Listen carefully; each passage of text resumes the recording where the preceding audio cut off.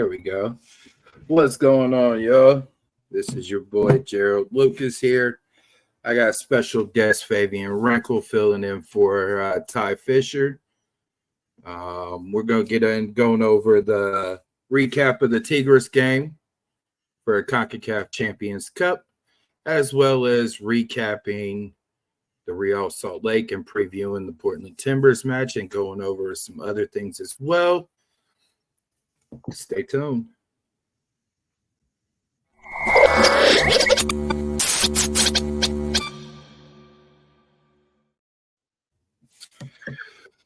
Welcome back to another edition of the Wisemen Say Podcast. I am Gerald Lucas, and I got Fabian Renkel filling in for Tyler Fisher. Fabian, how you doing? What's up? Hey, how's it going, everybody? Thanks for having me on. It's a true honor to be here and talk some Columbus. I had to bust out a jersey, or the one right behind me over here. But yeah, so I got love for Columbus, and I'm always watching their games, and I think they can make all of MLS proud in this next coming weeks. So let's jump right into this. Columbus Crew took on Tigres in the Champions Cup last week. And where we at? And it was a 1-1 draw going into PKs with Columbus coming out on top. What are your takes from that? Yeah, look, a hard-fought game, a game that, once Schulte kind of gave up that goal to Gignac, I thought, oh, here we go again. Here is the Liga MX teams getting these gifted goals, and MLS is still behind Liga MX, right? But the resilience of the team and of the squad to not give up, to not let that, totally get out of hand, and then for them to go ahead and score late and get a chance of winning the game. It shows a lot about this team, and rightfully so. I mean, they are the MLS Cup champions. So a lot of people do forget that at times with the whole Inter Miami circus going on, including, maybe myself, right? Maybe I'd be tweeting a lot about Miami when in reality, Columbus is the best team in MLS, and MLS fans should recognize that Columbus does have the best chance to win this CONCACAF Champions Cup. And now that is evident with them going up against Monterrey. And I think they're going to make us proud. I really do. I think we're going to get something that we saw in League's Cup where we might get America Columbus. So I'm looking for that rematch. But you touched on it a little bit. Gignac got a goal off of a mental mistake by Patrick, trying to go back across his body with the ball and just side swipes it. So Crew go down 1-0 first half. Diego Rossi, is he back? Hey, Diego Rossi, has 2 goals, and those 2 goals are in the best games that they could use them, right? So shoot, if he's not back now, I don't think he'll ever be back, right? So I think he's had a great opportunity to come to show up in those big moments, and he did. So definitely they can use some of that in MLS play eventually. But for now, I think every fan in Columbus and around MLS will be happy that he's scoring goals in CONCACAF instead of MLS play. So Crew faced Tigres without Cucho. They get him back for leg 2.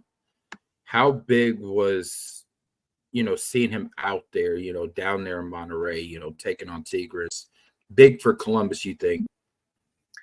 Yeah, I mean, imagine the one guy who is the, focal point of this team. And I know Nancy doesn't like to say it, but it's the truth, right? I mean, ever since Zalarayan left, Cucho's kind of taken that role over. I mean, he's taken that role of being the provider and the goal scorer for this team.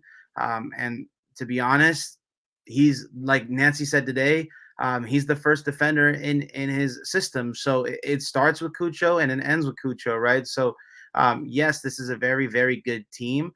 But when you don't have a good, you don't have your leader out there, your best player, of course, it's normal. Everybody's human, right? Imagine going to a job interview and your hair is not perfect, right? You're going to feel some type of way. So having Cucho in the squad really, really transformed this team, even if they don't like to admit it. So, you touched a little bit about, Nazi saying He's the first, defender and the last attacker, right? Which is true. But Nazi also likes to pride himself on having the team be limitless, right? So I mean, you see him talk about the resilience and the team never gives up. It's crazy because it's just the small things make the bigger picture, right? Yeah. He's always talking about how you could play well with the ball, but how can you play? How do you play without the ball? And he loves how the team plays without the ball. Yeah. But he also likes the possession as well. So you see, Tigres was honestly, in my opinion, as a Crew fan, as well as a beat writer for the Crew, I was nervous, right? Deservedly so. I mean, it's Tigres, right? We're talking about the same team that's rolled out there for like 4 or 5 years now, right? So I mean, it like honestly scared me, going into that second half. Like, all right, Columbus is down 1-0, but nobody panicked, right? Right. There was no panic in that second half. Diego gets that goal, and it's like, so they might actually have a chance, to win it in regular time. But I tell you, it just is like, they once they got that first goal, they didn't give off. They didn't let off the gas, right? Right. It goes to full 90. I wish there was extra time because we all know how Columbus is when it comes to extra time. Just ask FC Cincinnati. But straight to the PK, Schulte stops Gignac. Yeah. How big was that? Yeah. I mean, I was audibly loud at my own home. I mean, it was like, I that sets the tone, right? I mean, this young player who, yeah, he's gotten a call up for the U.S. So he's not a scrub. I mean, he just won MLS Cup. Blocks maybe the best goal scorer Liga MX ever has had, right? So this is something where you're setting the tone already, and man, oh man, if I'm juiced in my living room, I can't imagine the players going up to take a PK after knowing that your goalie stopped maybe the best striker ever in Liga MX. I mean, so if you look at Patrick Schulte's accomplishments, right? MLS Next Pro champion his first year in the history of Next Pro, right? Yeah. Goalkeeper of the year that year. Following year, he gets thrown into the limelight, with Eloy Room going down, to being out for like the first game. He gets thrown in there against Philly. They get rid of Room. Now he's the main keeper, right? Yeah. Wins MLS Cup his first year up there on the first team. Now he has a chance in his second year to go to the CONCACAF finals at, getting by, Monterrey and go to the CONCACAF finals in his second year. Like, what does that do for a player's mental, right? How does that affect them? Like, he's on top of the world. I mean, at that point, you have to you have to go somewhere else, right? At that point, you have to test yourself. I think, in my opinion. I mean, I would think so, but I hope he doesn't go anywhere anytime soon. But it's just crazy that you have that. Like, you just see how Nancy's system sets up players to bring out the best. Yeah, no, I agree. I think Schulte is a star in this league, whether you like it or not, and will continue to be a star in this league, even if he makes mistakes, because then he has the resilience to kind of forget about it, and he's a pro. So, no, I think he's a great player, and I think he's up there. I mean, he's definitely in the top 10 of goalkeepers, and there's some good goalkeepers, right? So, we maybe top 5 is a little close, but I would say top 10. Do you think he gets too overshadowed by like Maxime Crepeau and Sean Johnson and Drake Callender? I would say he's in that tier. He's with those. Of course, I mean, let's name them right. Lloris, Berkey. I would even throw Gallese maybe ahead. Uh, I think those three right there are gonna be in the conversation no matter what. So those last two spots, who do you give them to? Right? Do you give them to? I mean, Celentano just won goalkeeper of the year last year, so I guess you have to put him there. I mean, uh, and then you have the fifth spot, right? Who do you put in that fifth spot? And I still like Kripo. I think he's a great goalkeeper. St. Clair, another guy who plays for Canada as well. So I think Schulte is a solid 6 through 10. I think that can be argued for sure. So then, we go to PKs against Tigres, and Schulte stops Zinyak in. Now it comes down to the final player for Columbus to win it, Mr. Max Arfstead. So, Nazi was also asked about, who decided the lineup. And I can't remember exactly how he said it, but he let the players decide. Yeah. And, you could tell it was like Cucho saw the opportunity to, for him to be the one to end it. Yeah, exactly. Yeah. But nonetheless, his shot got, stopped. And now it was in the hands of Max Arfstead. So we did ask Max, I think last week, afterwards, when he stepped up and he took it, and the reason why he just was sitting there looking around and shrugged his shoulders, he said the ref came up to him before he took the kick and said that don't celebrate until I blow my whistle. So a lot of fans thought we were going to get, Columbus was going to get CONCACAF.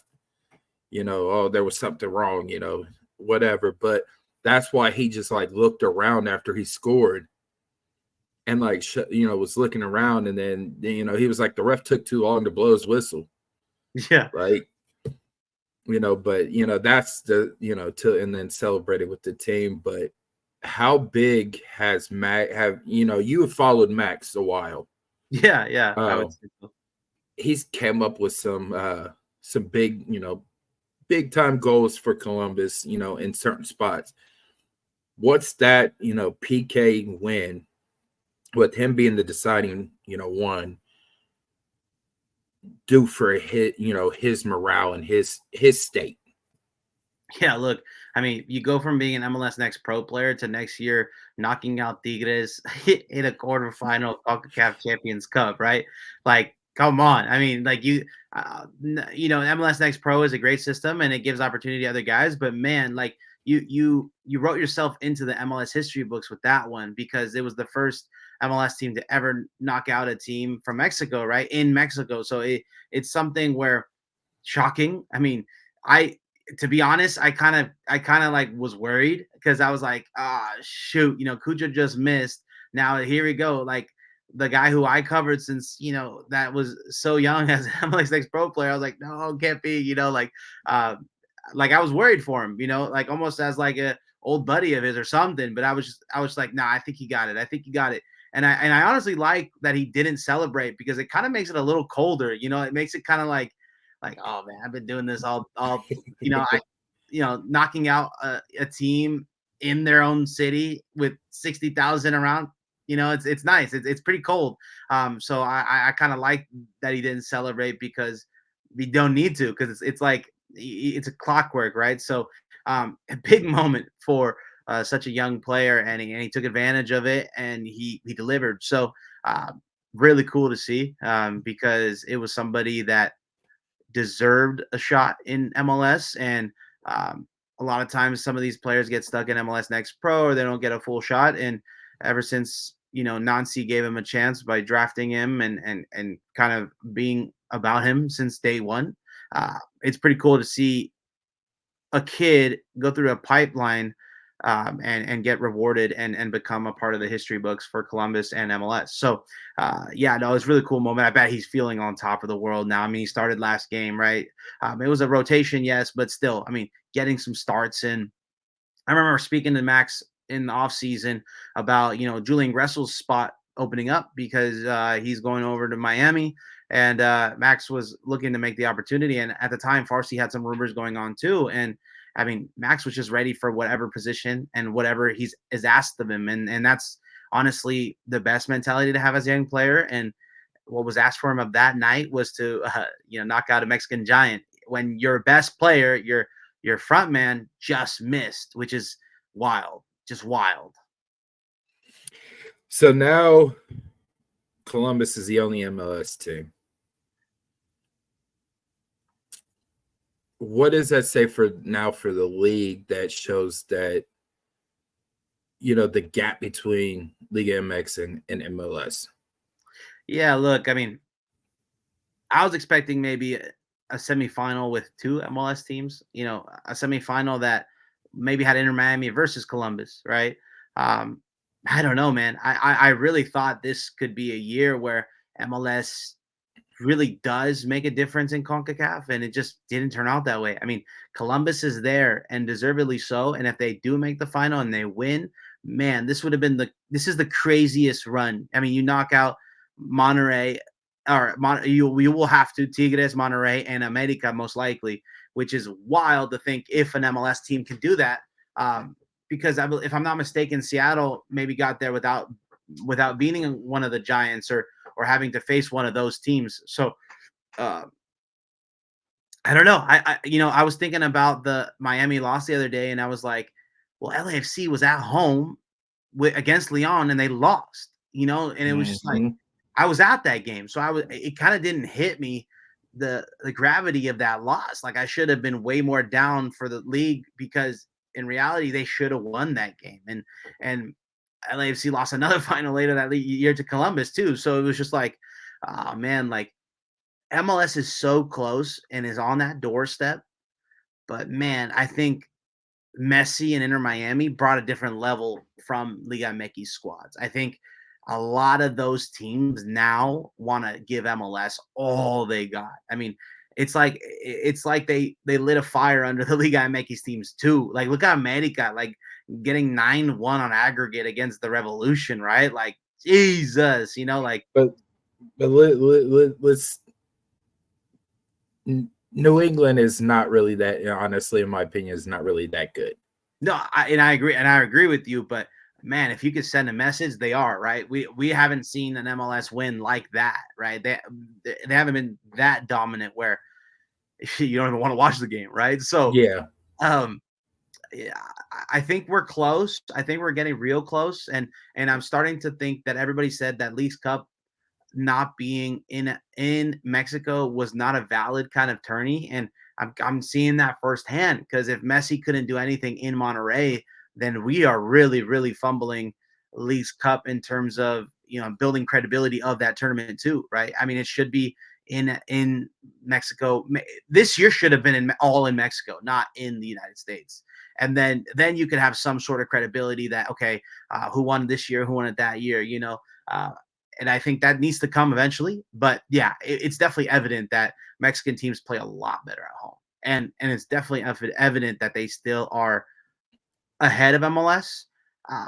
You get these one-off teams like Columbus, Seattle, LAFC, where they do have a chance of making history, but it's not the average, it's not the trend, it's more of these outliers.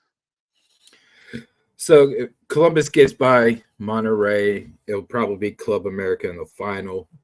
I'm looking for that. Last time they played Columbus, it was a 4-2 win, I believe, in Leagues Cup play on the day that Lucas Elarian got sent over to Saudi Arabia, which was a heartfelt day that day. And I think Columbus just came out in a different gear, against them. Yeah. So you leave one altitude at 1,700 feet above sea level, and now you go up to Real Salt Lake, which is like 4,400, above sea level. Yeah. And they're taking on, I think, who's the front runner right now in Chicho Arango for the MVP. Yeah. And Diego Luna, who's been hot, right? And Real Salt Lake came out honestly on fire. You could tell Columbus was sort of struggling at first, just because of the altitude changes, but Chicho Arango should have had at least a hat trick, honestly. Yeah, and it's probably also noted that I think everybody watching this knows it was a heavily rotated squad, right? It was a squad that didn't feature name stages. So for Columbus to get some sort of point, it's actually pretty impressive. Yeah, there was a couple chances there in the first half where Chicho Arango was set up, but the ball was played late. Like he had, good chances, but it just didn't get there on time. And, honestly, he should have had, like I said, a hat trick. Yeah. With all the chances that he got. But nonetheless, in the first half, Columbus weathered the storm at Real Salt Lake. We did see backup keeper Evan Bush that did get to start, to give Schulte rest. He ended up getting injured on, I forget which one it was, but Nicholas Hagen came in. Yeah. And, the Guatemalan, keeper just he showed why his national team calls him up all the time. Yeah. He really honestly kept Columbus in the game after Evan Bush went down. Not taking away anything from some of the other players, but it just you could tell the wear and tear of all the traveling that Columbus had been doing. Yeah. Wore on the body, right? You talked about some of the players that, were sitting down. Darlington Nagby's, consecutive starting streak ended. You as Crew fans, you would love for him to see that streak still going, but at the same time, you got to have a rest. Yeah. You've been going 90 minutes nonstop since the season started. Take a seat, take a rest. Let this man breathe and eat some Wheaties, for God's sake. Let him rest. Let him rest. Yeah. Schulte got a rest as well. Some of the other, stars, Cucho got a rest, I believe. I believe no. At least at the start, right? No, Cucho, I think so. No, Cucho was out due to the red card. Oh, that's right. Well, I guess you got to rest. Yeah, the red card he got for DC United. So he was out. You got young star Taha Bruno got his first start. Yeah. In MLS. He got some playing time last year in the Open Cup when Columbus took on the Pittsburgh Riverhounds, but gets his first MLS start. And we spoke with him today, and he was asked if when he found out that he was starting. And he said he found out the day after the Tigres match. And he was also asked if, once he found out if he, let his family know. And he said no. He let them find out on Instagram the day of the match that he was getting the start. So, yeah, and then he just goes into talk about how he would, how people were evaluating his performance off of Saturday. But in the game, there was a chance that that the ball just came off of his foot in the first touch, that it could have broken up the scoreboard and put a Crew up 1-0. Yeah. Like it just I forget who laid the pass into him, but what's your take on Taha? Yeah, look, I truly think it's such a remarkable thing because if I'm not mistaken, he was the second youngest player to ever start a match for the Columbus Crew. I think MLS put that out, and honestly, the Crew have such a good pipeline that I think they can bring a guy in like that and truly make a difference. So finding out you're starting on Instagram is wild. I mean, it's something that he'll never forget and something that he shared right to all the media. But yeah, I truly think it's your first start. You can't have the expectations too high. You got the clean sheet. You were close to maybe having one on the scoreboard. But you had a good job. You got the job done. You got a point on the road against a very, very good team with an MVP candidate, right? So no, I think he did a great job, and he has a great future with the Crew. And I think that's evident with all the next pros guys that they've always had. So it's cool that Nancy really trusts these guys to start them right away, right? So it's cool to see. It's really cool to see because other MLS teams should be doing the same way. So he found out from the coaches the day after the Tigres, but his family, he didn't tell his family at all that he wasn't he was starting. That's funny. He let them find out on his Instagram when the lineup got shared. Which, that was, it's hilarious. It's actually funny that, he did that, but right. Taha is also the first Crew player that has literally came up through the academy, next pro, and now first team. Yeah. Columbus has had, Aiden Morris and Sean Zawatsky and, Jason. Yeah. Mo, Patrick, all come from like next pro. And come through that pipeline. And Sean and Aiden, I think, came from the academy as well. To next pro. Yeah, well, from academy to the first team and then played some next pro. But I mean, this guy was an MLS Next All-Star, right? So he has talent, right? So it's something where he just needs the opportunity to shine, and it looks like he did a good job. Here's something that MLS actually put out: 18 years old and 68 days old.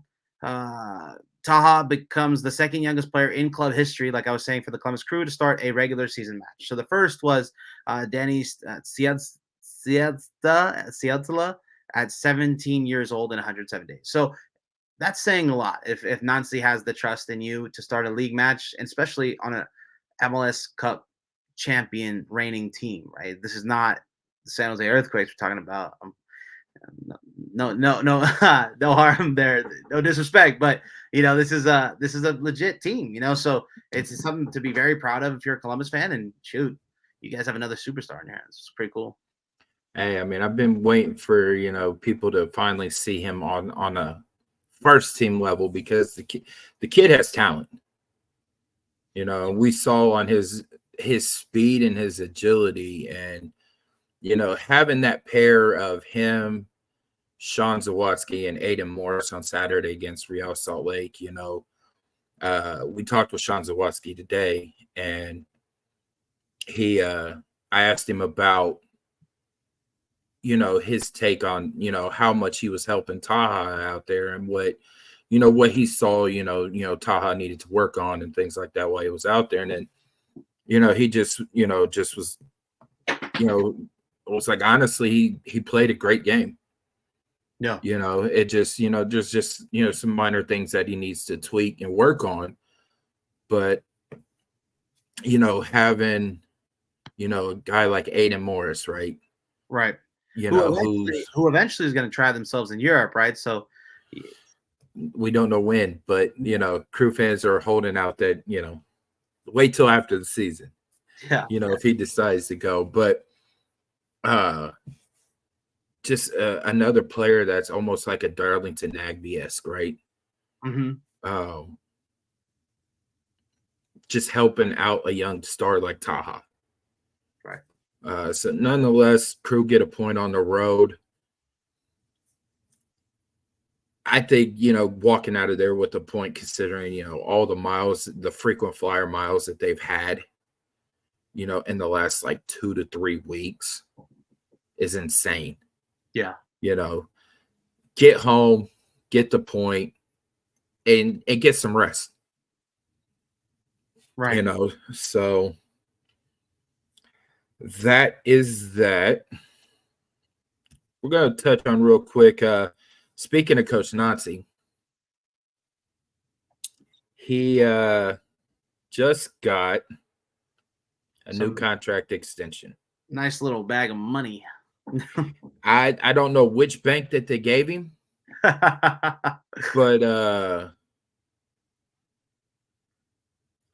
it didn't say exactly how many years he got extended for. It just was left blank, so it's almost like the movie Blank Check. Like, hey, we don't know how long he's going to be here, but he got an extension. What does that mean for Columbus?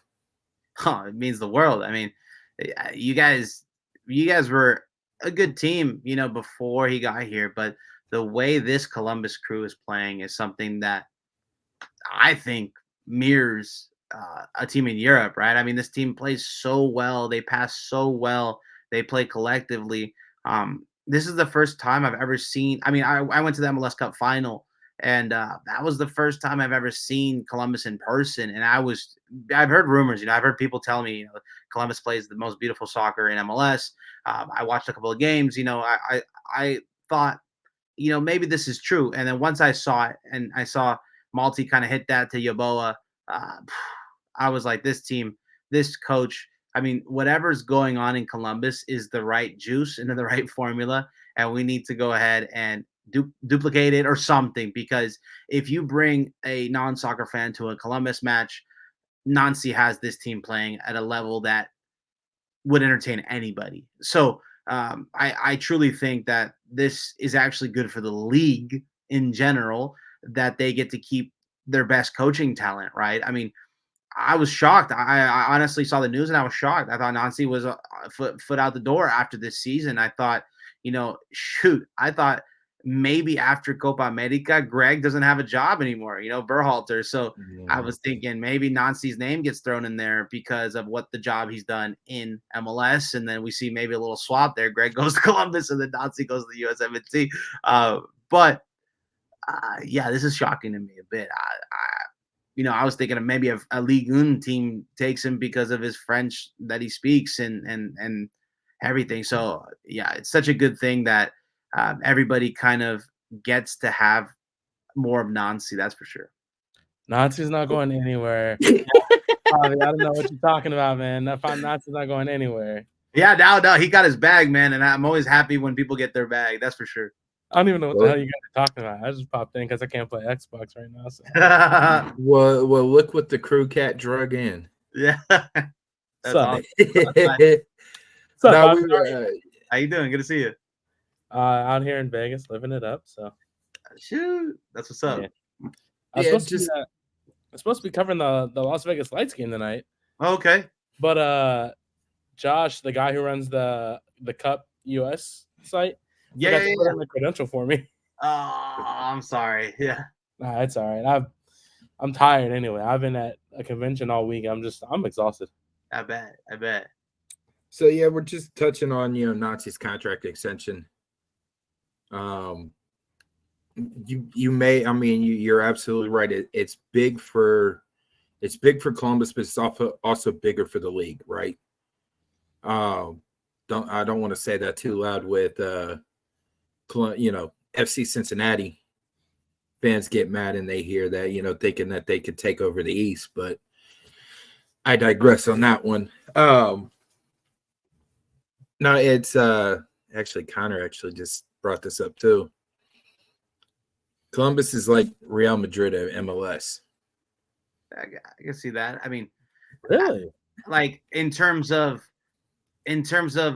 like a club that everybody should want to be and should strive to be. Yeah, I can see that. Not in terms of Galacticos, not in terms of the spending, but like a club that everybody should look up to and kind of look at the formula. Because I mean, I'm in love with Columbus for their use of their next pro guys. I'm in love with Columbus, their use of the academy, right? I think they're doing a great job. Also, then go getting like a guy like Cucho and Zelarayan to kind of make sure those guys play well. I mean, like, for example, look at San Jose Earthquakes. They have one part of the formula. Their academy is pumping out talent, but they don't have that Cucho Hernandez, or they don't have the Diego Rosis to kind of, uplift those players, and those players don't play to their best ability, and they don't become MLS stars like they do in Columbus, right? They don't become Aiden Morrises, they don't become Schultes or Farsis, right? So no, I think Columbus is it's the kid that every mom in the family says, why aren't you like them?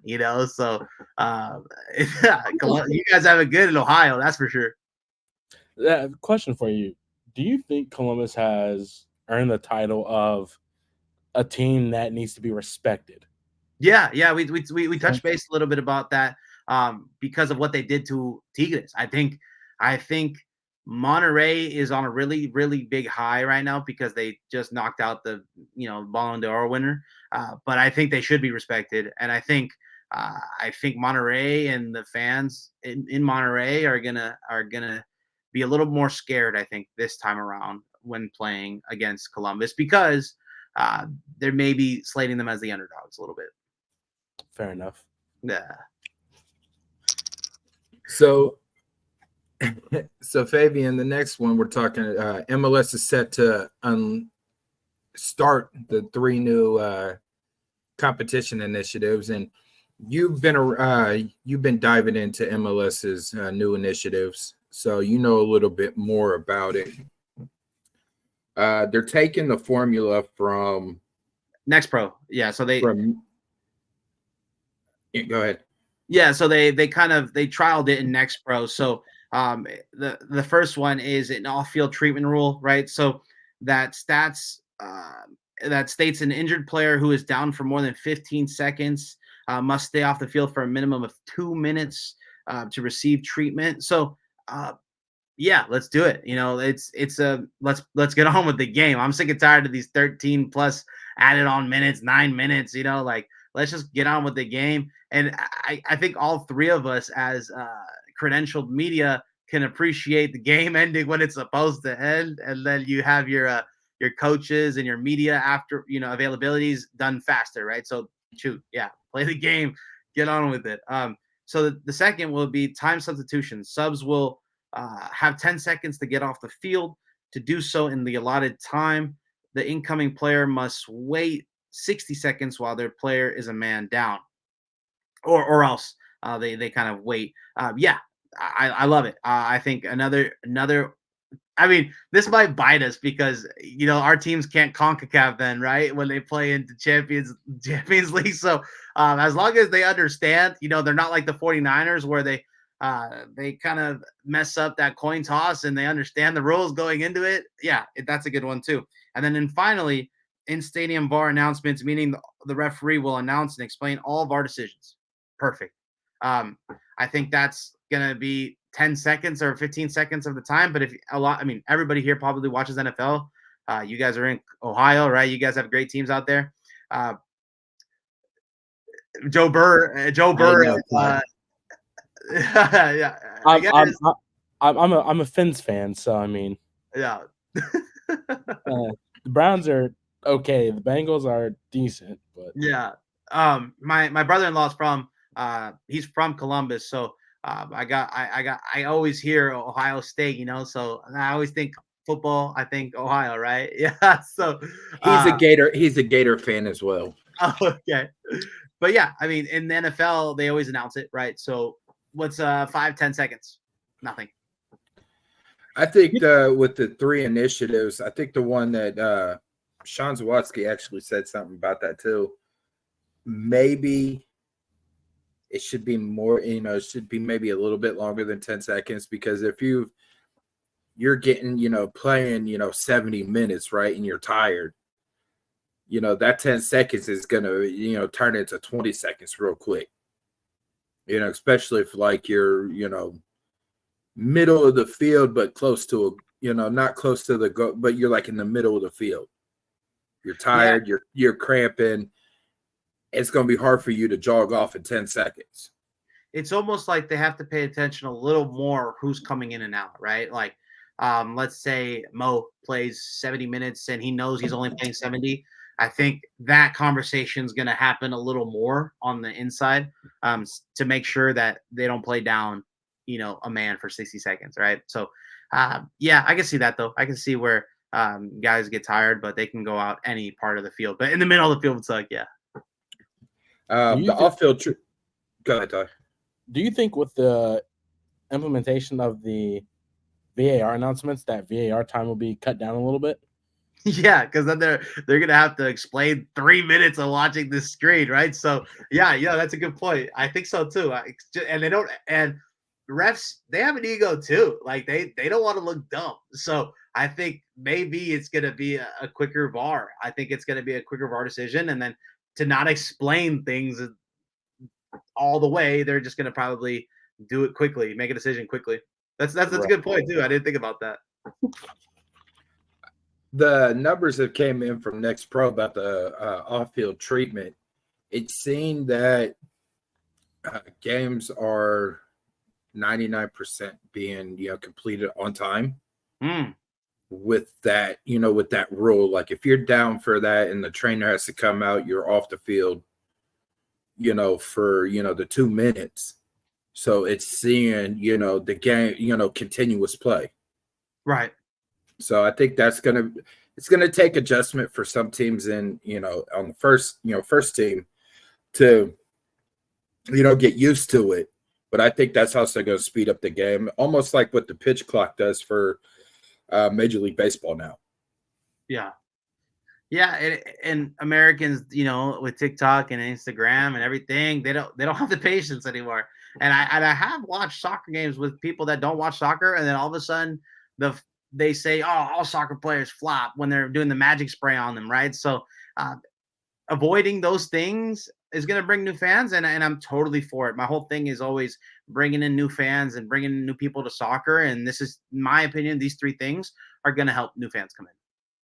Well, I think Columbus gets to the Club World Cup, I think that'll bring some more new fans in here. You know what? I do think that these, maybe not so strict, but these rules are coming to the World Cup too. I mean, Infantino was at the MLS board meeting. I think all eyes are on MLS nowadays. So I think we're kind of like the VAR. VAR was our kind of we were the guinea pig, right? So I think the same thing goes with these rules. I think I don't know why FIFA announced the blue card, because no league has ever tried it, right? But this is something where you can actually see results, and like you just brought up, the MLS Next Pro stuff. Yeah, everybody wants games to end on time. I mean, yeah, it's fun when you have 13 minutes of extra added time and then you tie it up, but it's not fun when you're defending it, right? Give me that sin bin. On an unrelated topic, really quick. I don't know how much you know about this, Fabian. So, if I saw something, if Monterey wins the Champions Cup, yeah, Philadelphia Union gets a place in the Club World Cup. Yeah. So I noticed that too. How was that possible? Do you know? Yeah. So I saw this, and I saw like a whole bunch of Philly fans kind of just like rooting for Monterey, and I'm just like, oh, maybe they just don't like Messi. But then I looked up Jose. Shout out Jose. He's a reporter and a journalist for the Union. I saw him kind of write about it, and then I DM'd him. I was like, hey man, so like, how does this work out? So Philadelphia has had the most points in the last 4 years per season. So they automatically get kind of like a nod if Monterey wins, because Monterey already won in 2021. So it's like, since they have the highest average per season in MLS, they get to go to CONCACAF Champions, or the World Cup, right? They get to go to the Club World Cup. So there is 2, in my opinion, MLS teams in this still. I think we're going to have an MLS team in the final no matter what, right? Because if Monterey wins, we get to see it, Philadelphia in the Club World Cup. So it's interesting. It's definitely interesting. So, and they were saying it all over the broadcast too. So it wasn't just like, I heard it on the broadcast first, and I was like, wait, what? That doesn't make sense. But I was watching on TUDN, I was watching in Spanish. And I verified it with Jose. He's an awesome guy out there in Philly. But yeah, I was like, what? This makes no sense. But yeah, it was because they have the most points over the 4-year span of the kind of tournament. So is that points in the tournament itself, or is that points accumulated over the season and into the Champions Cup? Yeah, I think it's points over the season. So I mean, Philadelphia's always been in the thick of things, right? So I think they get that nod. But then I also saw that maybe they're going to give the host country one team. And there's rumors that that team, whoever wins this MLS Cup, is going to be that team as well. So I saw a lot of Inter Miami fans say, who cares about CONCACAF after they lost? They got annihilated in Monterrey. They were like, who cares about it? We're just going to win MLS Cup and we're going to go ahead and get the nod anyway. So I guess the same goes for Columbus, right? If Columbus loses this and they win MLS Cup again, they go back to back, they have a chance of going to the Club World Cup too. So that Columbus winning was nice, but Miami losing was not so nice. But it's still okay because I guess we get these random Club World Cup nods. But I don't know. I really don't know. It's funny. It's definitely funny because I was seeing it pop up on Twitter and I was like, what are these guys talking about? Like, even I didn't know, right? So it was something interesting to look into. Okay. Yeah. That was okay. Wow. I have no idea. So now back to our regularly scheduled program. We are now Columbus now turns their attention to the Portland Timbers. And Ty knows it. I know it. The history between Portland and Columbus is, to be polite, it's a rocky one. Ty, it was what, the 15 MLS Cup? We shall not speak of that dreadful day on December 6th of 2015.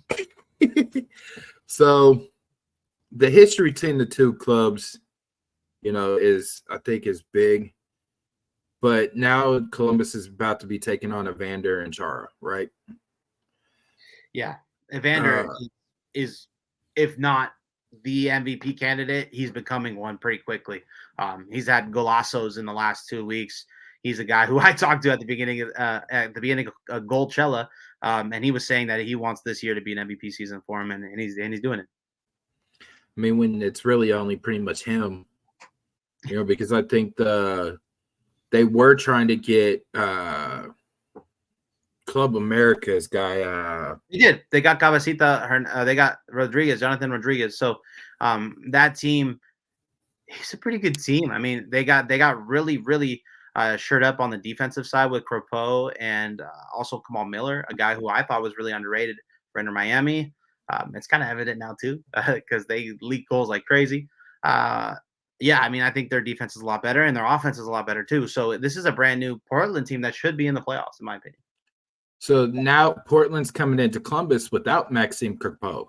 Right. With the red card, which I feel it wasn't a red card, but I don't even know what happened. I saw it. I heard it was two things. I saw one, he took down Bouanga. I saw another one, it was a handball outside the box. I don't know what it is, honestly. So it was a takedown of Bouanga, but it was one of those where Crepeau got the ball and Bouanga honestly flopped. But had it been more in the box, it would have been a PK. But it was just outside of the box. So they gave him a dog so red for it.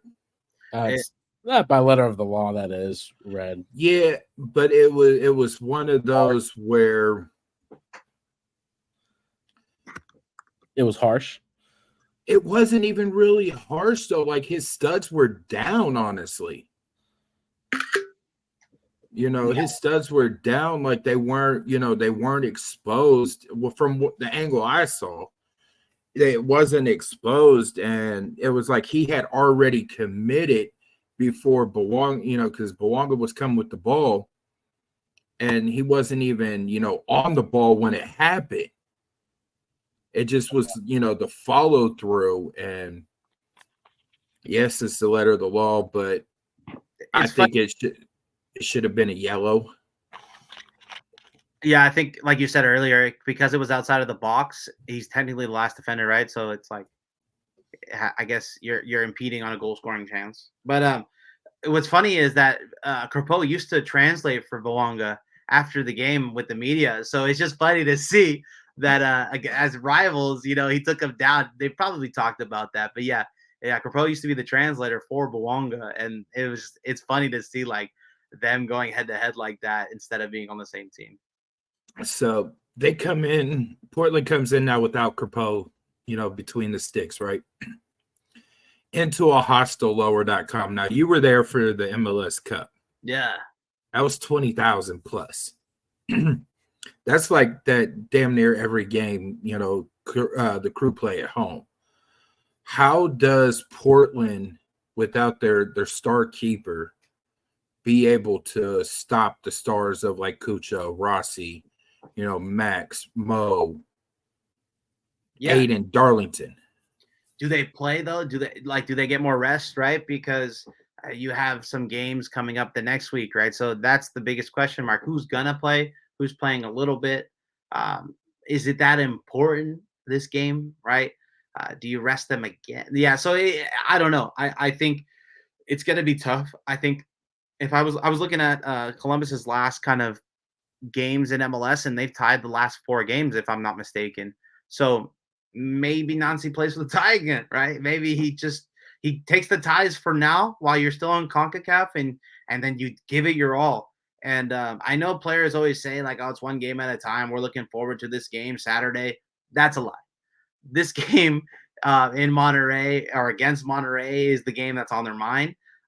You know, this might be a trap game, right? It looks too good to be true that they're without Crapo, and it might be a trap game. So I think if you're a Columbus fan, you're happy with a draw. I think if you rest guys and you get a draw, you're happy with it, no matter who's in the sticks for Portland. But that's also a thing though too. Though, like they have 3 home games before they go back on the road, and they have a bye, almost like a bye week before they go back to, you know, Monterrey, right? So it's like, do you know, it's one of those Nazi has to make that decision to bring, you know, do you still keep the starters off, but also worry about muscle fatigue, right? You know, being, you know, not playing for a couple games could start setting into, you know, the muscles getting heavy, right? So you want to keep them active. So I think the full first team, you know, Darlington, I think Patrick, I think, you know, Cucho, Rossi, all the main starters will get the nod for against Portland, especially just to keep up with points in the East right now. Right? Yeah, no, Schulte's going to be out there. That's for sure. I mean, if you're a goalkeeper, you don't need too much rest, right? I can see a guy like Nagby maybe playing 45. I can see kind of like Cucho playing maybe 60, right? Rossi playing 60. I do see those players coming off though, or a little earlier than normal if they never come off. Ty? Sorry. I think 60 is a bit too generous. Yeah, right. You know, it only because it's such a quick turnaround from a Saturday to a Wednesday. But I think knowing how this team trains, and I got to talk to the athletic trainer, the head athletic trainer, fitness coach, before MLS Cup. Knowing how this team trains at the beginning of the week, I think that seeing Rossi and Cucho go 60, they could honestly go 90. Still play a full 90 against Monterrey on Wednesday, just knowing how they train at the beginning of the week, right? And I think also, as I think as you put it, it doesn't matter who's between the sticks for Portland. It's still going to be a tough test because Portland is a whole different team now under Phil Neville than they were under Giovanni Savarese, right? So I think with Evander being the star-studded player that he is, all the focus can't be on him because then you still have Dairon Asprilla, you still have Diego Chara, you still have Who's the striker that they have? Jonathan Rodriguez. Yeah. And then you still have I can't remember the other guy's name. Felipe Yeah. Yep.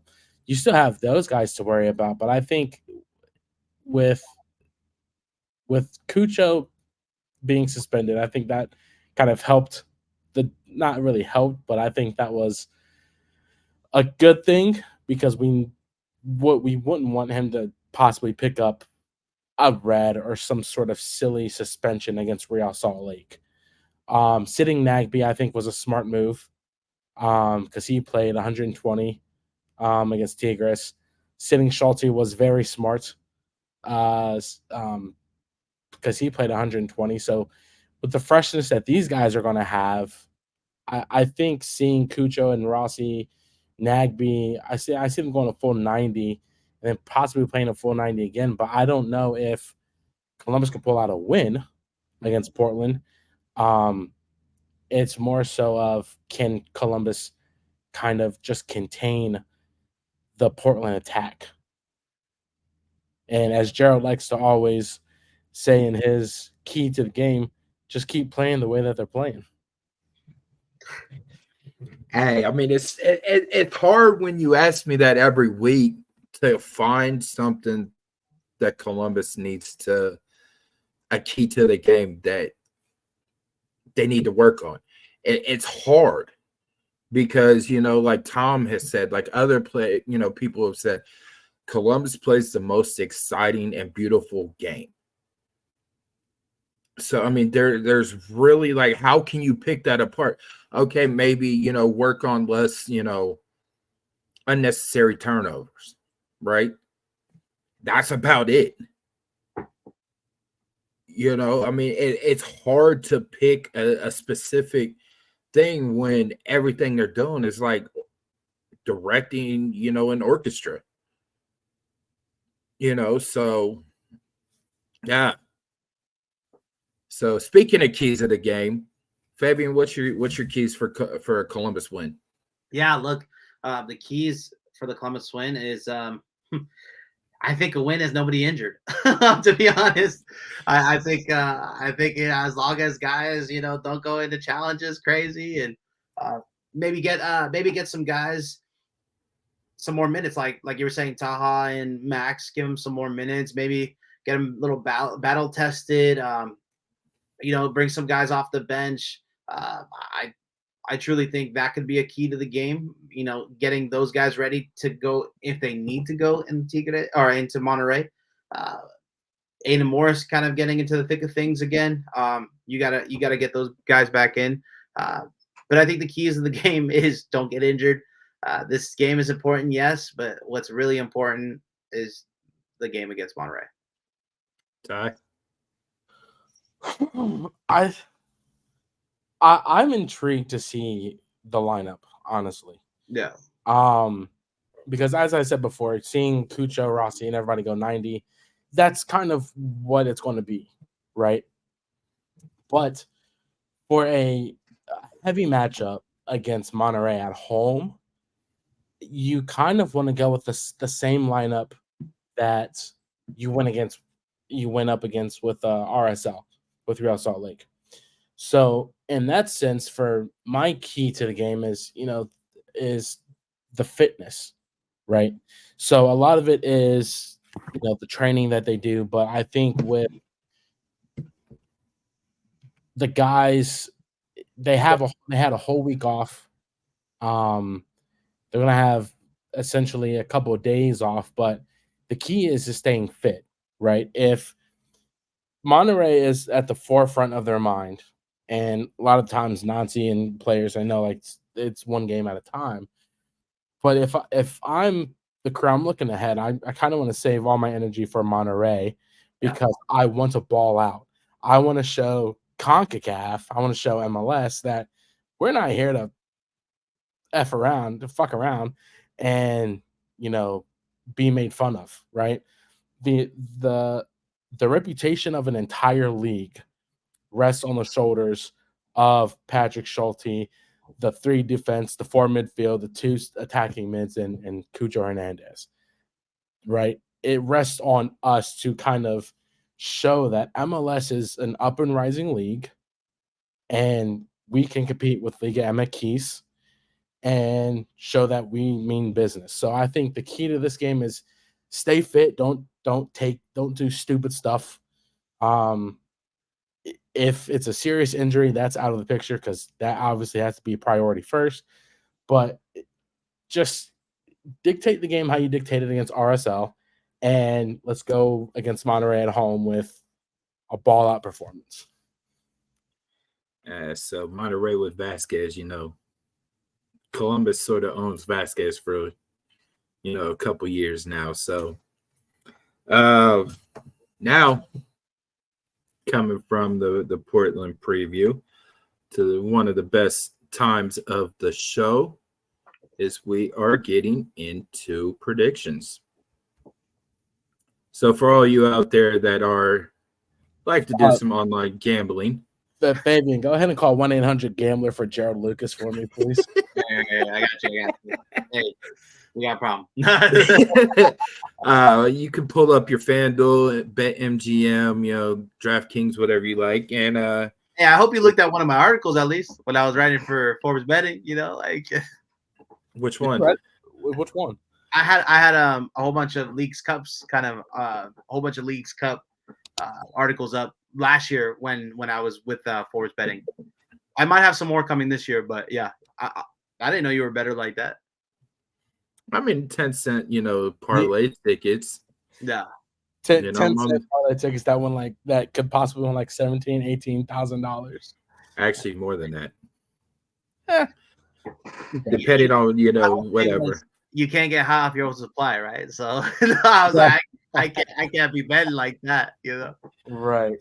So we're kicking off Saturday, the 7:30 game. First one, Montreal versus Orlando City. Fabian, who you got? Montreal's at home, right? Yeah. So yeah, I don't know. I like them right now. I think I'm gonna take Montreal on that one. I think they're on a hot start. I like the way Courtois is kind of making that team play. Josef Martinez really wants to probably get another goal to pass up the next person on that list. So yeah, I got Montreal kind of coming out the gate strong against Orlando there. Ty? Man. Montreal beating Cincinnati was a big, big plus. Not only for Columbus fans and whatnot, but it's for the standings also. Yeah. Orlando, huge game winner from Duncan McGuire against DC United last week. They're riding high. I kind of see this one going out in a draw. I'm not even going to score on it. You're going to go with the draw? Yeah. I'm in the same boat as Fabian. Laurent, happy legend. Corner flag, kicker. He's had Cincinnati's number. Well, Cincinnati too, right? So, I mean, he knows what when it came to Columbus, what FC Cincinnati versus Columbus meant. The hell is real, right? Taking that mentality, taking pretty much the same style Laurent or Nazi was teaching both Crew 2 and the Academy and bringing that back to Montreal where Nazi came from. The team is starting to come alive, right? Knocking off Cincinnati last week, I think Montreal gets it against Orlando City. Next up at 7:30, DC United versus the Pigeons at NYC. And DC? It's in New York. Oh, in New York.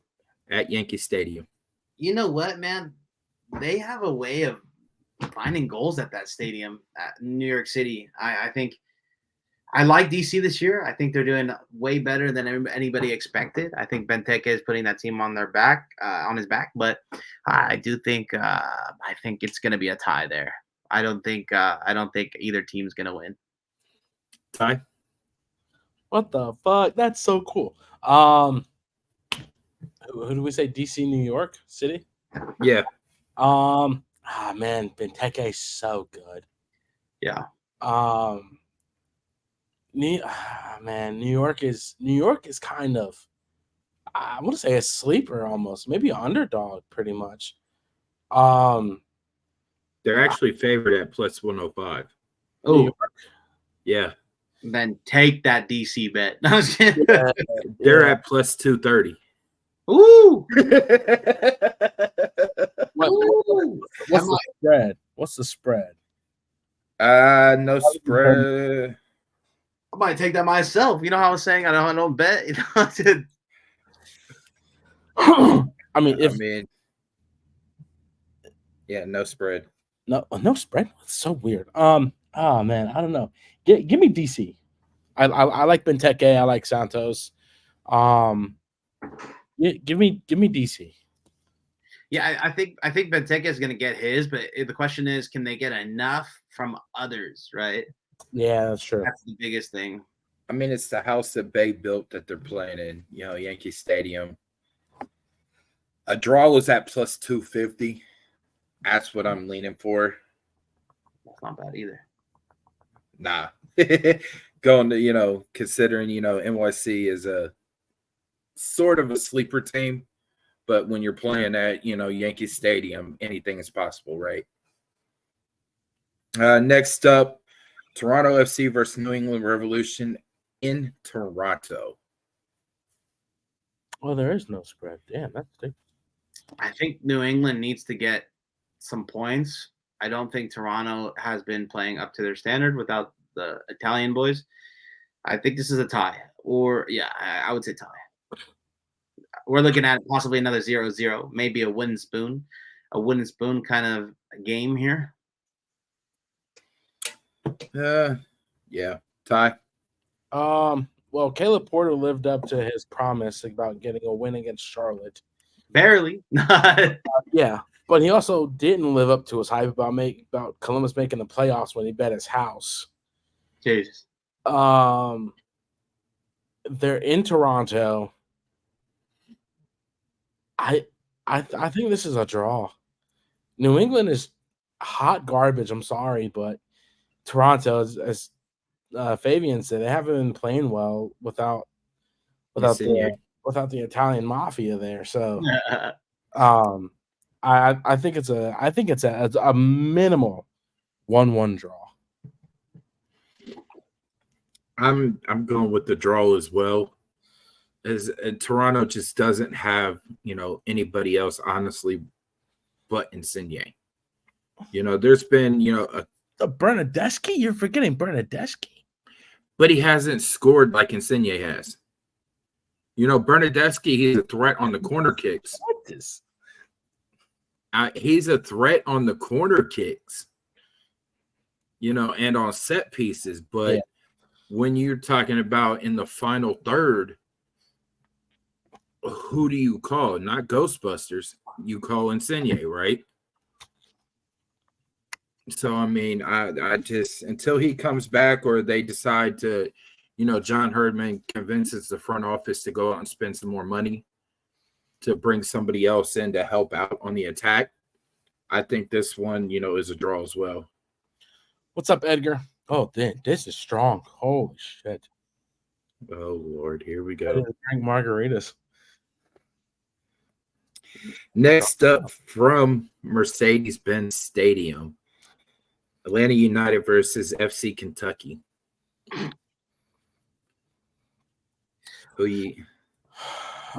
Is Gigi back? Does anybody know? GG. I could check. I don't think he's back. He might be, or might be questionable. Fabian, do you know?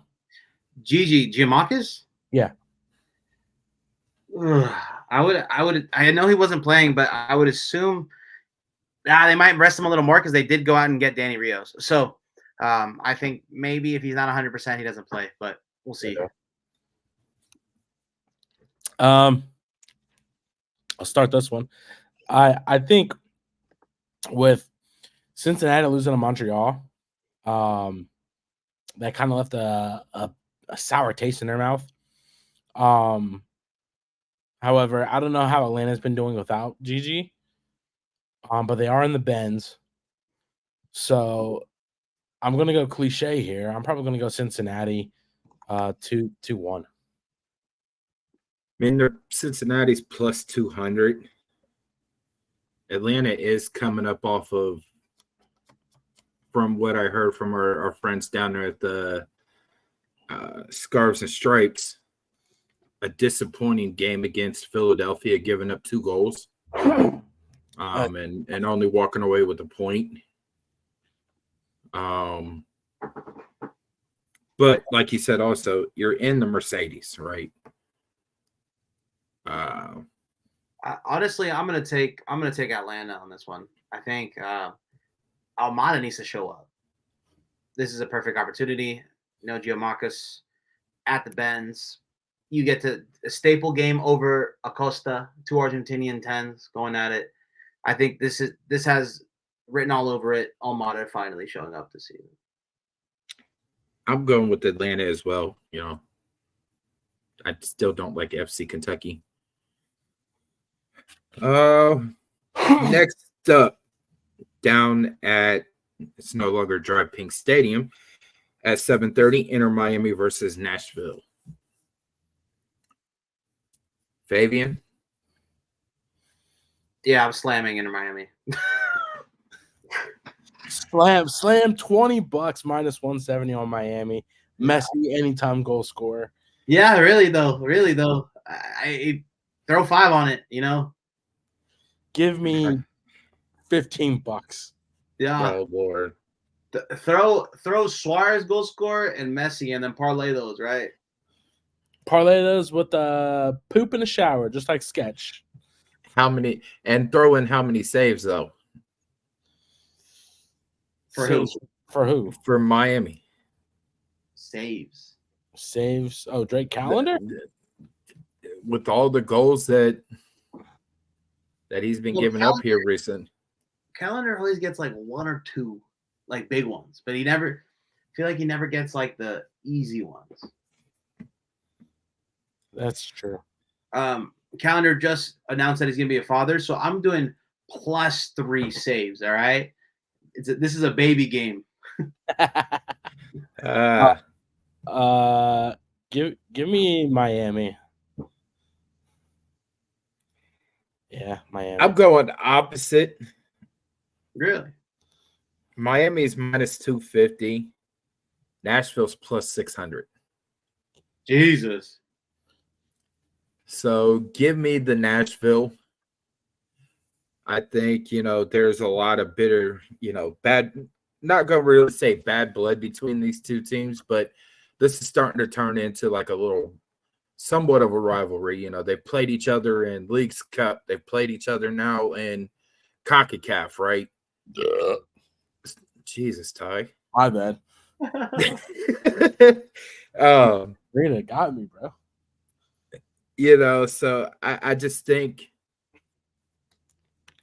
Nashville gets it done in Miami.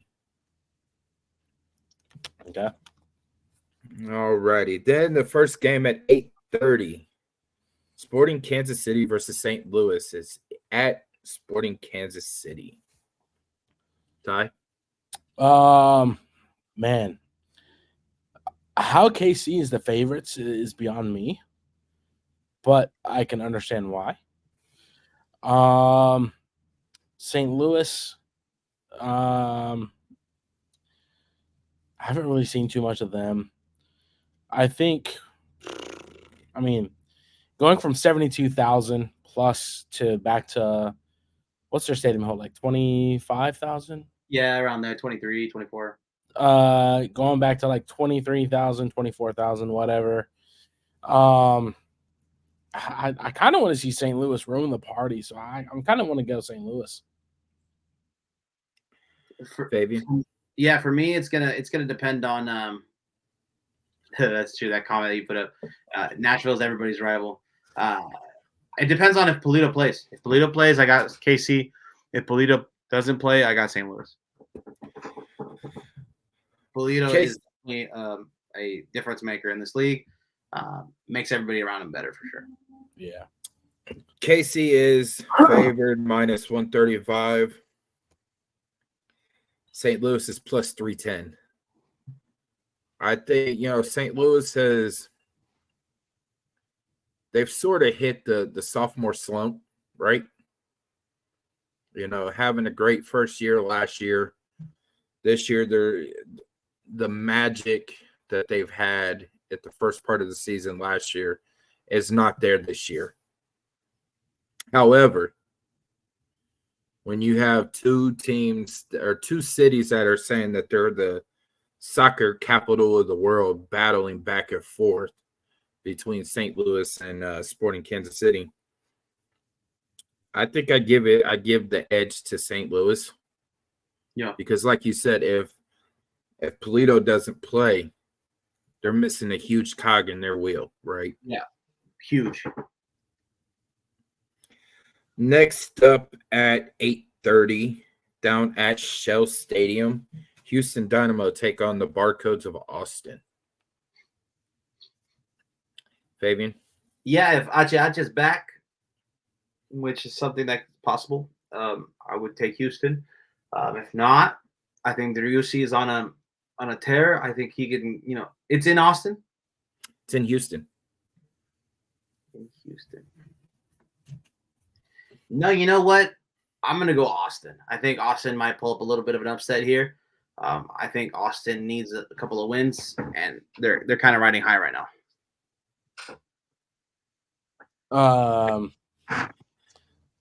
I saw Hector Herrera's back in training. Yeah, that's what I saw too. For Houston. I don't know what the status of him is. I'll go this way. If Hector Herrera makes an appearance, not say he doesn't start, but he makes an appearance, I can probably say Houston escapes with a draw. However, if he doesn't play, if he's not on the matchday roster, give me Giassi Zardes brace and an Austin FC 2-0 win. Jossie hasn't been starting though. He's been coming off the bench. Who says you need to start to get a brace? Yeah, I agree. We're talking about Austin, for God's sake. Austin, yeah. Hey, they won back-to-back home games just 1 week removed. So Austin is a huge underdog. They're at plus 380. Houston's at minus 145. I might take the Austin bet just for the odds, to be honest. I think that's juicy. Yeah, a draw is plus 280. I'm smashing Austin right now. I almost, just because of, the odds, as much as I don't like, Lord Voldemort of Austin, if Hector Herrera doesn't make an appearance or get any type of playing time, I don't think Houston gets away with it. Next up, Driussi. Yeah. Mm-hmm. Driussi's on a little tear right now. Yeah, it is. Yeah. Copa Tejas. Still, without star Hector Herrera.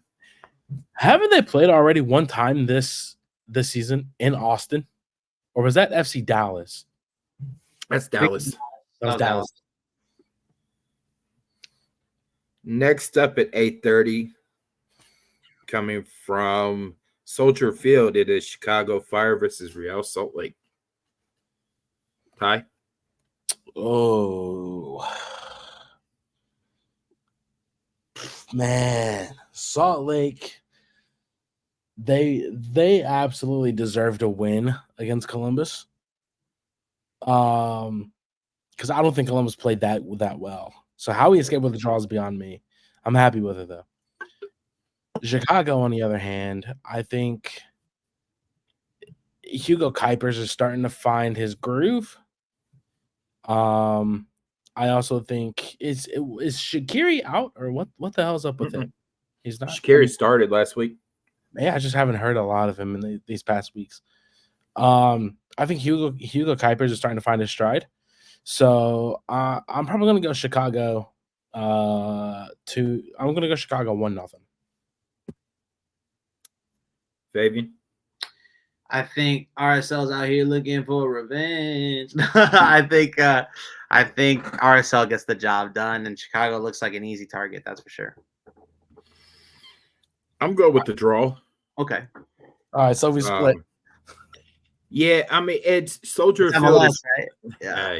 Yeah. Soldier's Field is one of those fields. It's rough to play out. It is turf. I mean, it's in favor of Chicago because they're constantly playing there, but I just don't see. I see a draw, because Real Salt Lake is coming off of, they honestly should have beat Columbus. We talked about it earlier though, Fabian. Chicho should have had a hat trick at least in that game, with all the chances he was getting. Nonetheless, I think Kuipers versus Chicho is going to be the show. The main attraction. Who could put it in the back first, right? I just like a draw out of this one. First game at 9:30 is from Dick's Sporting Goods Field, Colorado Rapids versus FC Dallas. Fabian? Yeah, Colorado just skunked the Earthquakes 3-0 in PayPal Park. So I think after the Miami game and after the Quakes game, Colorado's pretty high right now. This is I don't know. I think I'm going to take Colorado no matter what. You're taking Colorado? Yeah. Ty? Oh, my God. Sorry, I just saw who our official was on Saturday. No. Who was this? This is Colorado and who? FC Dallas. Yeah, dude. Colorado, what was that? Was it 3-2 over LAFC the week before? Yep.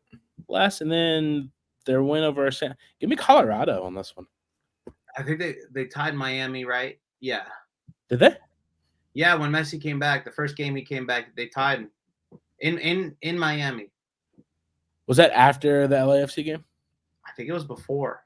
I think it was after. I'm sorry, after. Okay, gotcha. So what is that? What, 6 points out of 9? 7 out of 9. That's 7 out of 9 out of their last 3. That's pretty impressive. So give me Colorado. And then 2 on the road, right? Yeah. Yeah. I'm going with Colorado. Dallas has been plagued with injuries. Yeah. So, and they're traveling up to the Rocky Mountains. So, yeah, give me Colorado. Next up, 10:30, live from Seattle, is the Sounders versus the Whitecaps of Vancouver. I like this one. I like it as a little trap game for Seattle to take this W. De La Vega was practicing. So if we see De La Vega come back, this might be a trap game for Vancouver. Vancouver, yes, they do have the most goals differential, and yes, they're playing very good. But this is MLS, right? Any given night, you can take a loss, especially on the road. Or are they at home? Seattle's at home.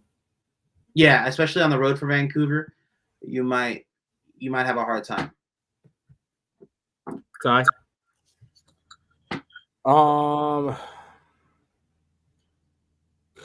Man, Seattle's normally like straight here. I think they've been kind of here their last few. Vancouver, man, I kind of want to see Vancouver take this. Honestly, I like Vancouver and what they're doing up there now that Sartini's back. I think he's probably the most comedic coach in MLS. Honestly, he's hilarious. But I think Seattle needs more out of Jordan Morris. I think they need more out of Rui Diaz and who's the? Hold on. Yes, thank you. I was about to say Nicola Darrow, but he's with Orlando. Yeah. Yeah, they need more out of those guys. And Stefan Fry, he's still starting, right? Or is he? He was injured at the beginning of the year. I'm not sure if he played last game, but I would have to double check. Give me Vancouver.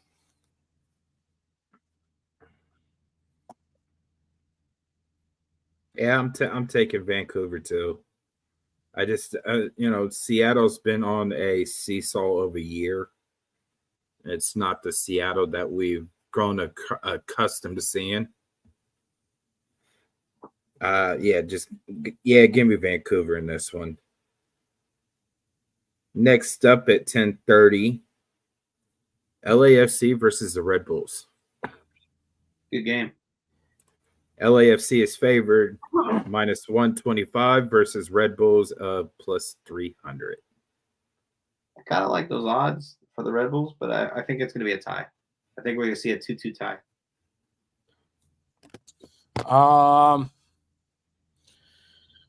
Yeah, I kind of back that. Give me 2-2 draw.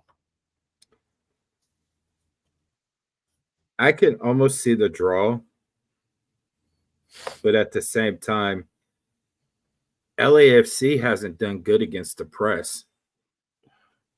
And Red Bulls, they love to play have that high press.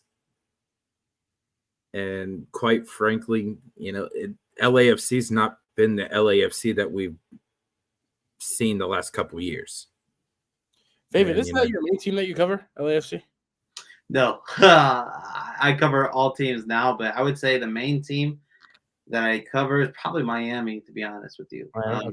Because, with 90 Minute, it's connected to the kind of worldwide. So it's whatever. Columbus, I'm trying to do a little more, at least to the global scale, Yeah. But yeah, I would like to cover LAFC more and the Galaxy more, but it's just, Miami's kind of stealing everybody's attention. Fair enough. Yeah. That's I wait till we win CONCACAF. Give me the Red Bulls, man. Red Bulls are having a strong season, honestly.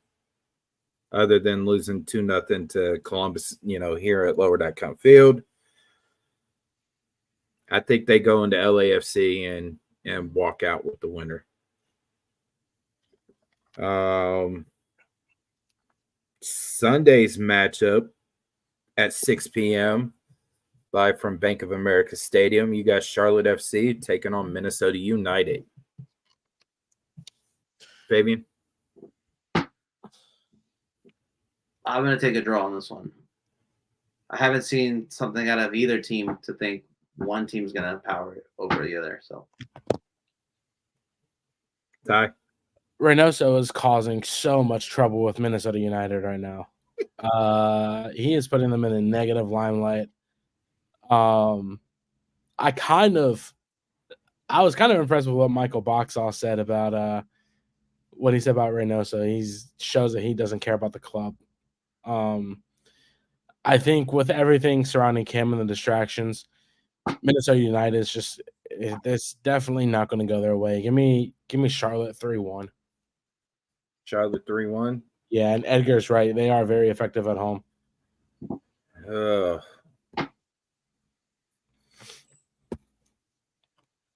Charlotte does play better at home than they do away. But I also like some of the other players that Minnesota United has.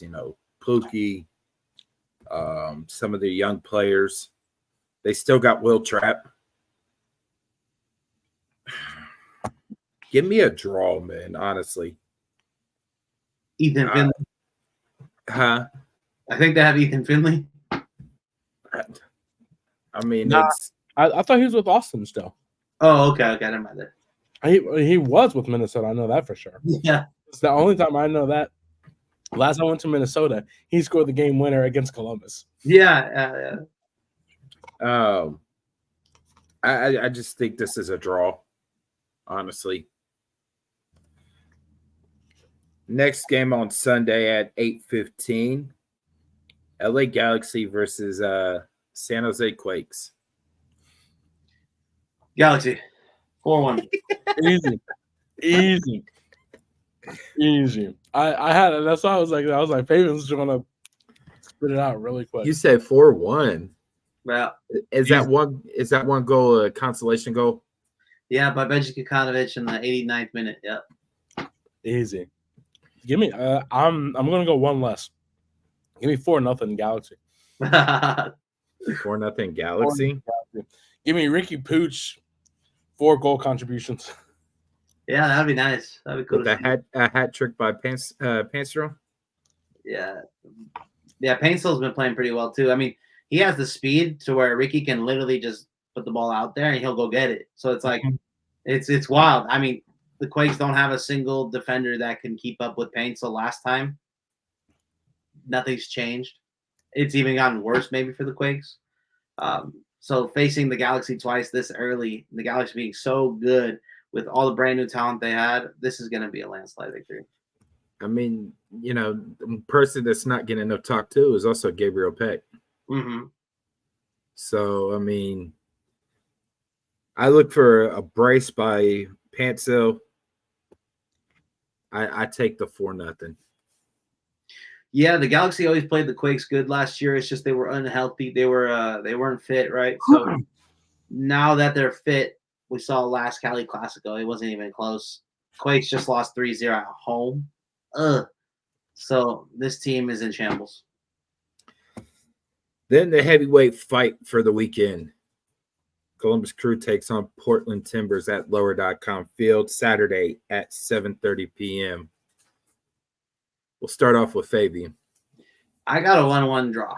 I got something where we're playing a little conservative. We'll take the point. Ty? Yeah, I can back that. Honestly, I'm not upset if we lose this game also, like 2-1 or 1-0. I'm not upset. We're still doing fine in the East. We're 4th, I think, in the East. But I'm looking forward than this game here. Give me 1-1 draw, at worst 1-0 loss. I share your sentiments. Both of y'all. He's going for the win. I'm trying to keep that home streak going, man. Columbus has not lost a game at home since last year.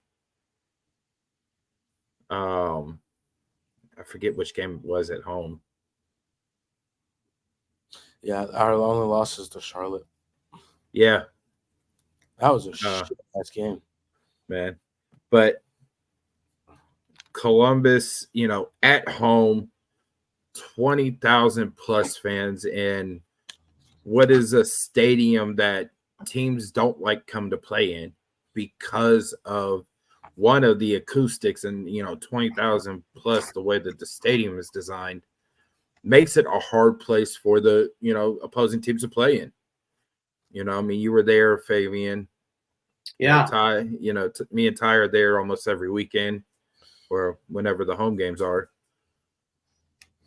It rocks, and the weather's going to be nice too this weekend. It's a 90s party as well. 90s theme. So I do, Eggers sentiment, 2-1. I see a 2-1, could see a 2-1 win. At worst, a 1-1 draw.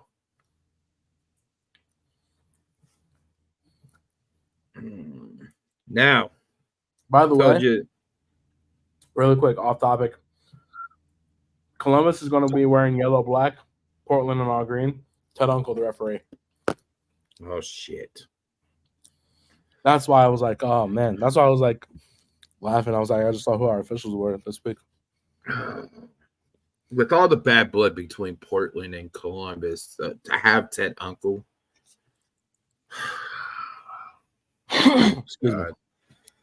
How many? What? I wish they would put an over under on how many yellows and red cards there will be. Special teams, special plays, special players. So now, Fabian, I was telling you a little bit about this before the show. We get to play the famous yellow card, red card. Now, it does not have to be soccer specific. Your yellow card could be something that you don't like, but you can tolerate it. Your red card is something that you absolutely despise and you cannot stand it.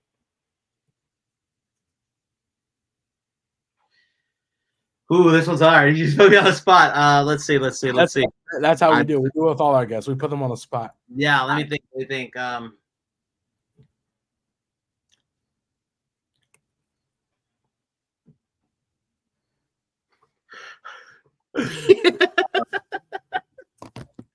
Oh man, I'm trying to think. Yellow card. I'm a pretty easy-go-lucky guy, to be honest. Like, I don't mind. I don't mind a lot of things. Yellow card.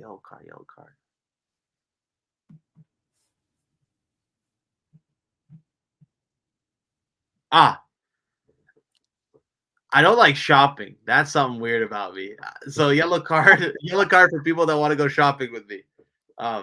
Not a big shopping person. I've never liked it. I'd rather be at a park or something. So if they want to go shopping with me, I have to love them a lot. Okay, I'll do it. Yellow card. Yellow play on. Are we talking grocery shopping or mall shopping? Both. Both. Okay. Well then, all right. I got accustomed to grocery shopping like the COVID way, right? All on your app, and then you just go pick it up, So, or Amazon delivered to you or something like that. Yeah, or not delivered to me because I'm too broke for that. But I'll go pick them up. I'll pick them up. It's a little drive, All right, fair enough. McDonald's, little ice cream, nothing crazy. Yeah. So I don't like shopping too much, to be honest. I usually buy everything online. Like, I'm a big energy drink guy, so I don't want to sit there and pull 20 rock stars out of the fridge. I'd rather just buy the case from Amazon and it gets to my house, So that's just me, though. Red card. What? Yeah. I'm about to block Connor from every fucking thing. And then red card for me.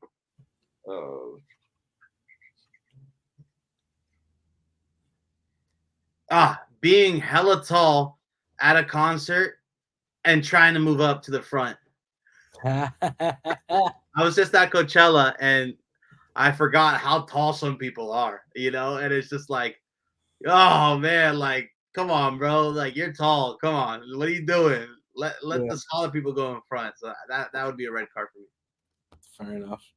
You're based out of California, right? Yeah. I'm in the Bay Area, so I'm in. I'm close to San Francisco. Yeah. That's right. Ty, I know you got some. Not really. I mean, I guess yellow card for getting somewhat of a cold before I came out here to Vegas. My ears are congested. I don't know if I'm yelling, but I feel like I'm yelling because it feels like I'm underwater right now. But I get it happens to the best of us. Red card. I don't really have a red card. I think the biggest red card would have to be just hotel Wi-Fi. Yeah, because it kept kicking me off. Yeah, Wi-Fi. Yeah, for sure. Like, how doesn't everybody have fiber yet? I just got fiber in my house, and man, living life. Dude, I don't know. It's like it's one of the so I'm at the Excalibur, and it's like when you click on the Wi-Fi, it takes you to the thing. You have to accept the terms and conditions and hit continue. Oh, that's a red card. I'm sitting here watching Champions League earlier, and it was working just fine. All of a sudden, I'm on my laptop watching Paramount Plus, watching the game. It's like optimizing video for performance like for 20 minutes. I'm like, dude, I'm missing the entire game. I can't do this. So I end up turning on my phone. Yeah. You know what? I got you a yellow card here. This is another one I just thought of. Illegally streaming games. Yellow card. Play on. All right. Be careful. Use a VPN. Be a pirate. But play on. Yeah. Oh my God. All right, Joe. So I got a yellow card, and it actually is Chipotle. Whoa. They messed up my order. The one time I don't use the app to place my order, I tell them extra black beans. Ew. Right there. That's a walking red card right there. I gotta start eat healthy, okay? And black beans are healthy for you.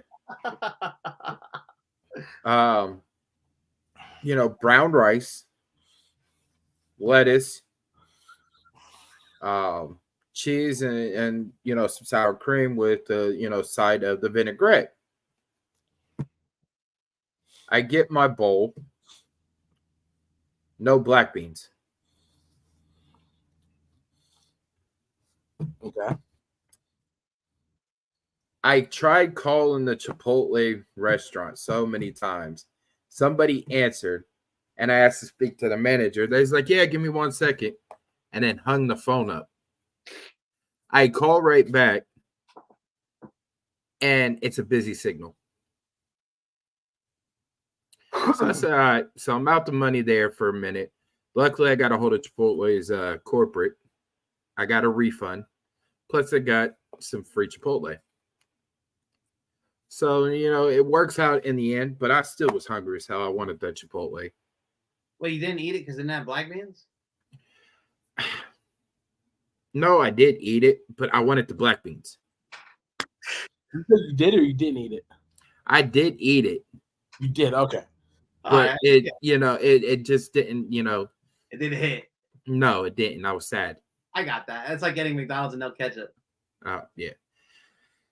Then my red card is we just had severe thunderstorms come through here today. And the National Weather Advisory, the winds were bad. Like the tornado siren went off in a suburb just west of me. And it, was coming my way. When it got to me, the winds were so bad, you would think that, an F0 could have happened. Or, that there was going to be a tornado somewhere close. All I got was the Citizens app reminder says, hey, severe weather storms in your area, take shelter. And I go outside on the porch of my complex building, and the rain is going sideways with the wind. As the rain is coming down towards the ground, the rain is swirling. Quarter-size hail is hitting my window. Oof. And there's no tornado siren. Warning like, hey, there's a possibility. So that's annoying. Like, if you got the tornado siren going off literally 10 minutes west of you, and a storm is coming right through you, don't you think that you should have, kept the sirens going 10 minutes east of where it was already going off?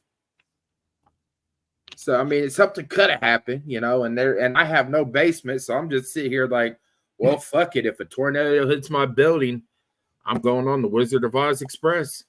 Go hide in the bathroom. In the bathtub, right? Man, yeah. I cannot fit in that bathtub. What are you talking about? Man, I look like the Michelin Man trying to fit into a bathtub. You could have thought I was a big-ass turkey ready for Thanksgiving dinner. Nah, you're good, man. It's sitting on the serving platter. Like, if I'm meant to go out in a tornado, shit, I got beer and I got cigarettes. I'm good. This is a conversation I've never had. I'm not gonna lie to you. I've never had this conversation out here in California. Oh, well, I mean, we ain't never had no earth. We've had aftershocks here in Ohio, but I mean, y'all got the earthquakes out there. Luckily, knock on wood, I've never had like a big one. Really? So they've all been like 4s or 5s, like nothing crazy. Oh wow.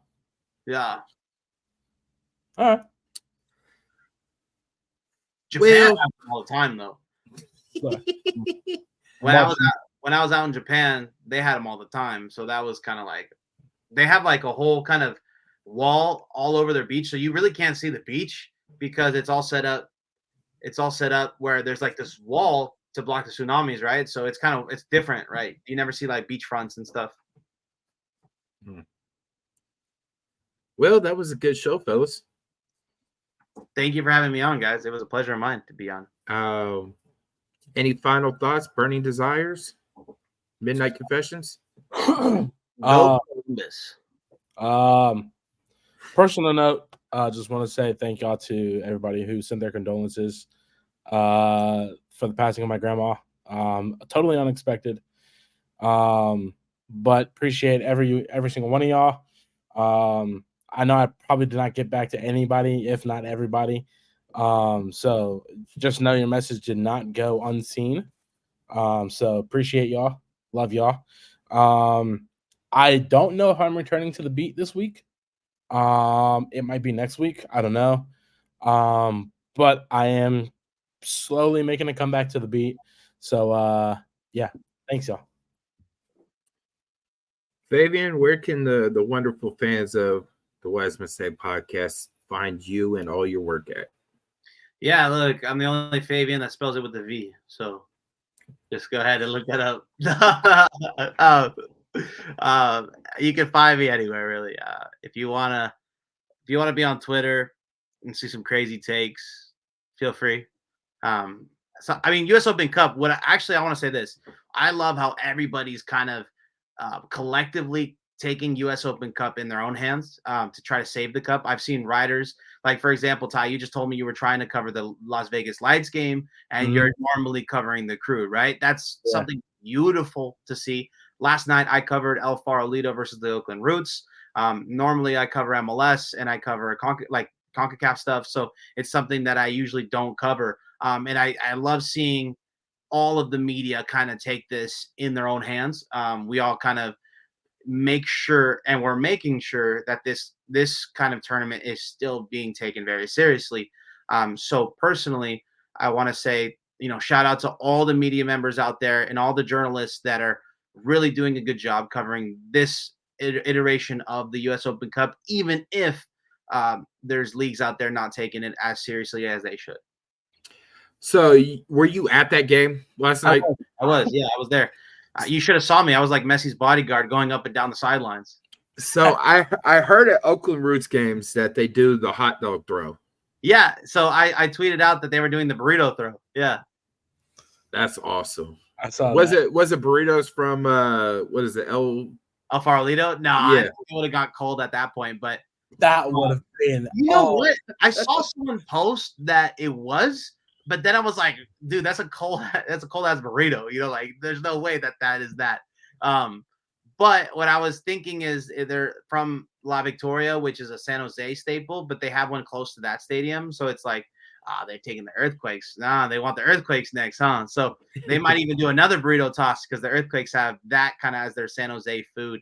But yeah, beautiful game. I mean, it was, cool to see El Farolito kind of make it that far. They were gonna be the first team to ever go to the round of 32, but unfortunately they didn't do it.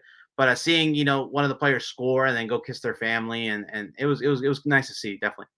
Yeah, I mean that would have been a true story right there. A burrito change is going. Starting up a team and just saying, fuck it, full send it. Right. Well, I was telling the coach, who's the owner of one of the chains, like, why don't y'all sell jerseys? Like you have the whole nation knowing who you are. Like, sell jerseys at the taquerias. Like, why not? And then also, because they wear yellow, wrap your burritos in yellow. Like, that's something you need to do. Like, you guys are a brand now, and you are, I would say, maybe the most popular or at least famous at the moment brand of burritos in the Bay Area. So definitely, take advantage of that. And he was like, I'm going to talk to the board, like, I was like, all right, good.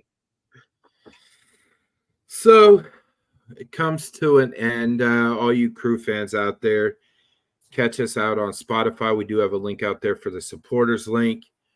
If you feel like you want to donate, you can. Every cent that is donated does go directly back to the show for travel, food, room, and board when we go out to some of these away matches. And we do have a merchandise store there too. It's on a pinned tweet on our Twitter page. You could go to the Wiseman Pod and click on the link there and go get you some of the Wisemen Say merch. Wonderful show coming to an end now. Good job, dude. I'm proud of you. Good job, dude. Fabian, thank you so much for joining, man. Of course. Pleasure always talking to you. Yeah. Keep doing what you're doing. And hopefully we'll see you back in Columbus for another MLS Cup. No, I'm actually thinking about making it out there this week, you know? No, I wish. I know it snuck up on me. I was like, oh, man, that's a good game to go, you know? But you got to come out for Hell is Real. Yeah, right? That should be a blast. I love May 11th. Like I said, my brother-in-law's from there. So even if I'm not from there, I feel like I have some love towards the city. And I love that you guys are having a great kind of moment with that team there. And you guys have 2 stadiums. You guys respect the MLS Next Pro team enough to have their own stadium. And no other team was kind of doing that and under the umbrella. So I do think that the crew organization is head to toe, like one of the best in the business. And they proved it to me when I was there. So I do want to see that organization do well. That's it for the show. Gerald, good job leading the show while I was trying to figure out this whole Wi-Fi shit. Fabian, thanks so much for joining in. This has been the Wisemen Say Podcast, powered by Yama Media. Ty Fisher alongside Gerald Lucas, Fabian Wrinkle. Gerald, my friend, Asher Dishy goes, Wisemen Say. Only fools rush in. Peace out, everybody. Stay safe, stay cool, stay hydrated. Hug your loved ones. Tell them you love them. Go Crew.